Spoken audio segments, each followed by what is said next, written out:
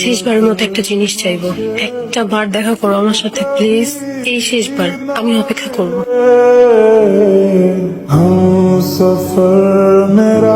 একটা কথাও কি বলবা না আমার সাথে? আমি কি করব বলো? তুমি কি কখনো আমাকে একটু সময় দিছিলা?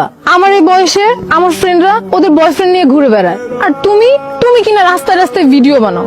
কখনো দিছিলা সময় আমাকে বলো? প্লিজ আমাকে আগে থেকেই মেসেজ করতো। যখন আমরা আলাদা হয়ে যাই তো অনেক একা লাগতো। মাঝে মাঝে কথা বলতো আমার সাথে। কথা বলতে বলতে কখন যে এত দূর চলে আসছি আমি নিজেও জানি না। কিছু তো বলো নির্জন, আমি ভেতরে ভেতরে মারা যাচ্ছি। কি বলবো, আমি ট্রাস্ট উঠে গেছে রে আমার দুনিয়া থেকে। কারে বিশ্বাস করবো আমি? এটা তো আমি আমার ভাই ভাবতাম। আর 10টা ছেলের মতো লাইফ না আমার। ভালো করেই জানতাম আমার বাবা নাই।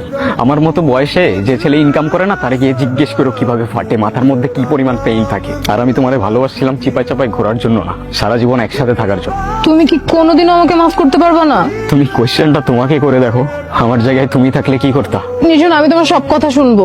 আমাদের রিলেশনটা কি আর জোড়া লাগানো যায় না? তুমি রিলেশন জোড়া লাগানোর কথা বলতেছো, আমার ভাঙার ট্রাস্টটা কেমনে জোড়া লাগাবা তুমি? আমি সরি, আমার এখন এখান থেকে চলে যেতে হবে। আমি তোমাদের সহ্য করতে পারতেছি না।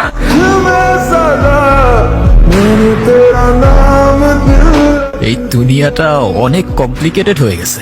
আমাদের শহরটার যত ডেভেলপমেন্ট হচ্ছে না, মনুষ্যত্ব ততটাই তলিয়ে যাচ্ছে। আমাদের ভালোবাসা, ইমোশন সবকিছু অনেক চিপ হয়ে গেছে। কিছুদিন সোশ্যাল মিডিয়াতে স্টক করেই যে যাকে ইচ্ছা ভালোবাসি বলে দিচ্ছে অনেক ইজিলি। একদিনে ভালোবাসা, 2 দিনের ঝামেলা, 3 দিনে ব্রেকআপ নিয়ে লোনলি কিছু পোস্টার স্টোরিজ, আর 4 দিনে নতুন কেউ।